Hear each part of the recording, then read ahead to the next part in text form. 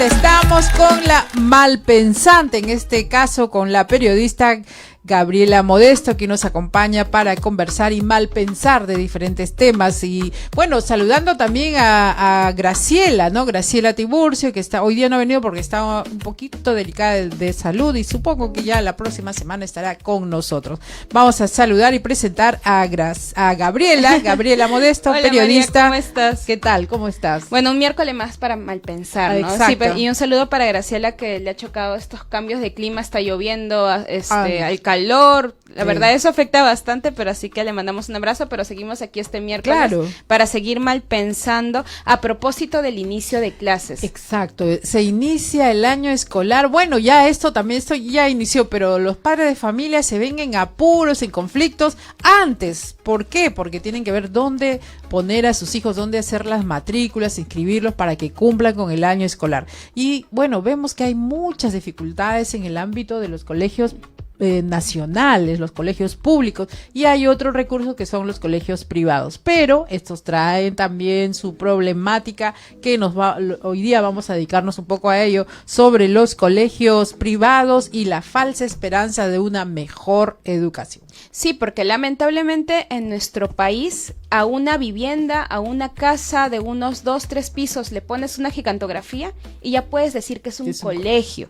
Y tal vez nos hemos acostumbrado a esto porque poco a poco se han estado creando más de estos tipos de colegios, y además hay esta idea de que la educación privada, la educación particular, resulta en alguna manera mejor que la educación pública, y lamentablemente esto es falso. Exactamente en estos colegios de bajo costo, ¿no? Evidentemente sí hay colegios particulares que cuestan bastante, que son muy caros, y que evidentemente se puede esperar una mejor calidad, pero de estos colegios, ¿no? Vecino, vecina, que usted ve en su cuadra, que tienen educación primaria, educación inicial en una sola casa, y los padres hacen un esfuerzo pensando que sus hijos van a recibir una educación personalizada, y lamentablemente los resultados de exámenes nacionales de estudios demuestran que incluso estos estudiantes obtienen resultados menores, inferiores, a diferencia de los que van a colegios públicos.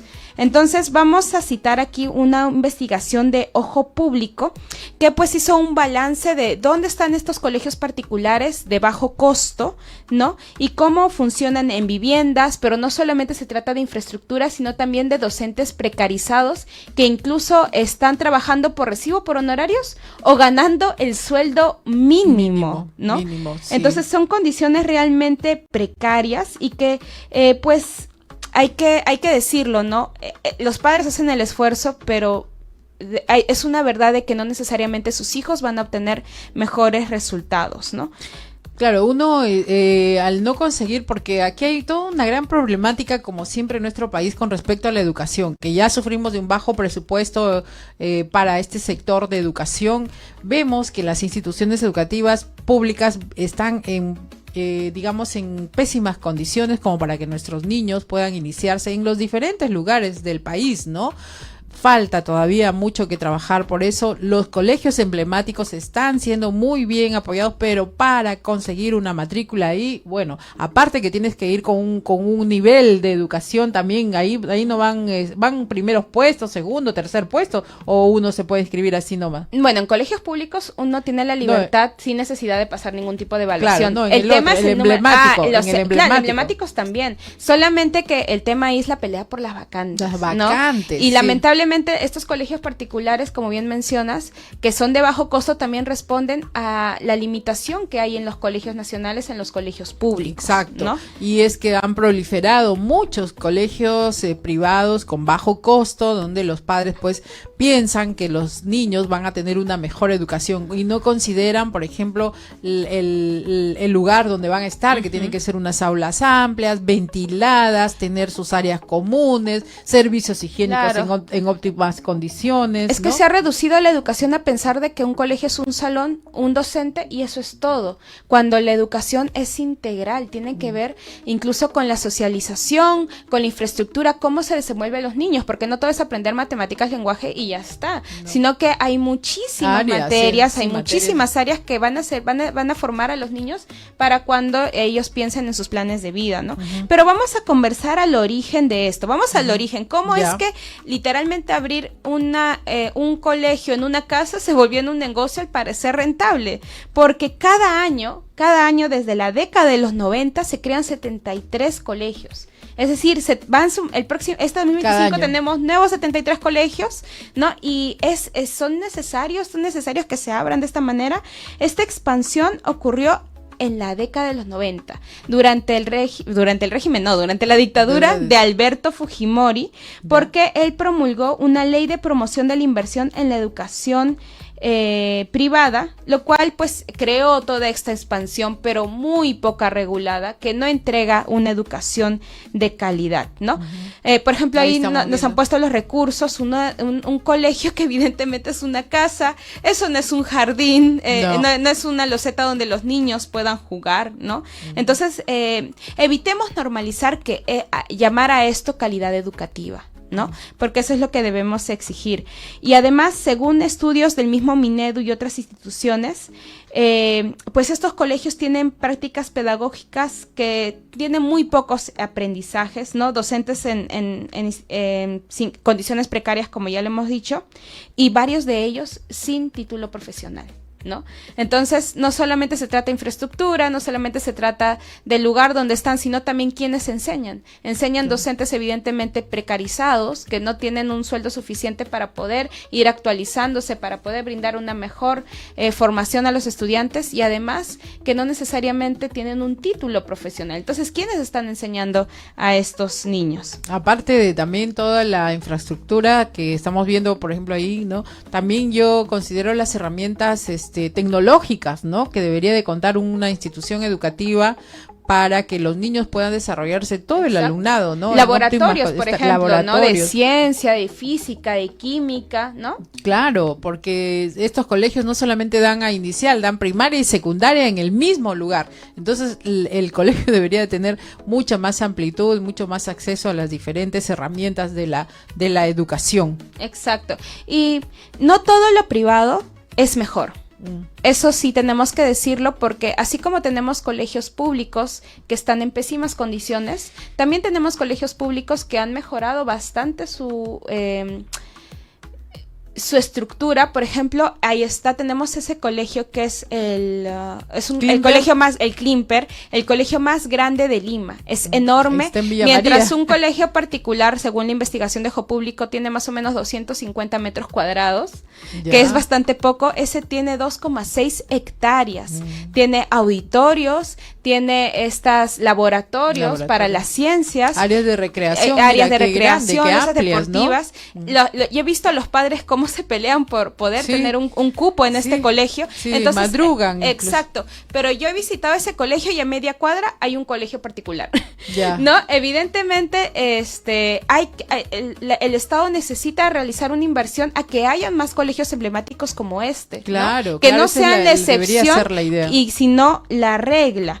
Y bueno, también tenemos resultados de lo que ha sido la evaluación nacional de logros de aprendizaje. Esto fue del 2023, y se identificó una reducción en el rendimiento en las áreas de lectura y matemática en las escuelas privadas.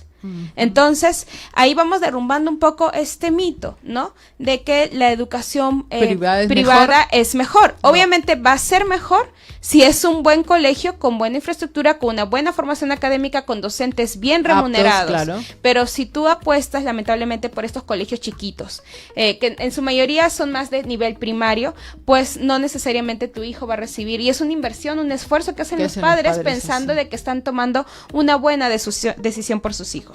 Bueno, sí, esto es un problema que se viene dando cada año. 73 colegios supuestamente particulares, ¿no? Con un costo bajo, son los que salen para, digamos, cubrir la necesidad de la educación, la cual pues no brinda las condiciones óptimas que debería de recibir un niño para poder enfrentar toda esta exigencia del mundo. O sea, los niños, aparte, yo me imagino en estos colegios pequeños también, aparte de todas las limitaciones que puedan tener, se deberían de condicionar para que los niños tengan una educación crítica, una educación que los motive a la reflexión, al diálogo, a estar atento a todo lo que sucede. O sea, incentivar en estos niños lo que es la reflexión crítica, claro, ¿no? Una formación educación que sea integral, no solamente ir a un salón de una casa a sentarme y a escuchar. Exacto, totalmente de acuerdo, María. Y ahora vamos a la parte de la formalización. ¿Qué cosa está sucediendo en nuestro país como para que puedan proliferar este tipo de colegios sin ninguna regulación? Entonces, lamentablemente, el Minedu sí tiene las leyes, tiene este tipo de criterios técnicos, pero no se están aplicando. Y en el Congreso también hay diferentes iniciativas de ley, algunos que desean regular, pero otros que no. Por ejemplo, en el 2020, el Minedu estableció que hasta el 2025 los maestros tengan plazo para obtener este título profesional, ¿no? Este fue el plazo que les dio. Miren, ya entendemos que no tienen su título, tampoco vamos a ir a cerrarlos definitivamente porque los estudiantes se verían perjudicados, claro, pero por lo menos hasta el 2025 tienen este plazo para poder obtener el título. ¿Pero qué pasó? El congresista Waldemar Cerrón y Alejandro Muñante, la derecha y la izquierda, en teoría Perú Libre y Renovación Popular, claro, Renovación Medieval, se juntaron para aplazar este plazo que dio el Minedu hasta el 2027. Entonces ahí vemos ciertos intereses que no desean pues dar esta calidad educativa a las y los niños, adolescentes, escolares de todos los niveles, ¿no? Inicial, primaria, secundaria. Tendríamos que malpensar también ahí por qué siguen aplazando, por qué siguen dando tanto plazo para que un profesor que se dedica a la educación debería de tener este título pedagógico, ¿no? Ya de obligación, de ley, como dicen, ¿no? Exacto. Y en cambio se siguen dando plazos, ¿no? Ahora es de 2, 3 años, claro, me parece. Ya hasta el 2025, ahora, no, 2 añitos más, hasta el 2027. O sea, 2 años más que los estudiantes van a estar con docentes que no están debidamente preparados. Mira, pues todo lo que viene pasando. Entonces, hoy día hemos estado conversando sobre este tema de las instituciones educativas particulares privadas que no necesariamente rinden con las óptimas condiciones de un nivel educativo exigente para esta época, ¿no? Los colegios vienen proliferándose cada cierto tiempo y los padres deben estar atentos a qué tipo de educación acceden cuando ingresan a sus niños a estas instituciones educativas. Una exigencia también para el Ministerio de Educación, para el gobierno, de que exista mucho más presupuesto para dar más apoyo a los colegios públicos, ¿no? Exacto. Que están en pésimas condiciones también, ¿no? Que puedan ellos, que los colegios particulares ya no sean una opción, sino que primeramente sean los colegios públicos. Qué bonito sería tener un colegio como el Klimper en todos los distritos, ¿no? Evidentemente para cubrir esta demanda. Pero hay algo que está en todos nuestros distritos y están estos colegios particulares, por ejemplo en mi grupo, no voy a decir cuál, pero en mi grupo hay uno de estos colegios y yo he visto que los niños cuando se trata de educación física tienen que salir y a ir, o yo los veo como en la calle practicando danzas o en las losetas deportivas del grupo en el que estamos, ¿no? Y eso no es. Exacto, no debería ser. Y este colegio, por ejemplo, es nuevo. Yo veo que es de educación inicial y educación primaria, por ejemplo. Entonces, si te cuento algo personal, yo estudié en un colegio particular, parroquial particular, que solamente era secundaria. Cuando ya salí, inauguraron primaria. Y ya cuando mis hermanos han estado, me comentan que los salones donde ellos estaban se reducían a la mitad para poder tener a estos niños de nivel primaria, ¿no? Entonces estaban hacinados. Estaban hacinados y la convivencia también era complicada porque eran niños pequeños con adolescentes. A la hora de recreo juegan las bruscas. O sea, qué terrible. Si no tienes una infraestructura adecuada, el Ministerio de Educación no debería permitir dar permiso, ¿no? Que literalmente como que en cajas, en ratoneras, estén los estudiantes solamente. ¿Por qué? Por tener más ingresos, por abrir más vacantes y por lo tanto tener más pensiones.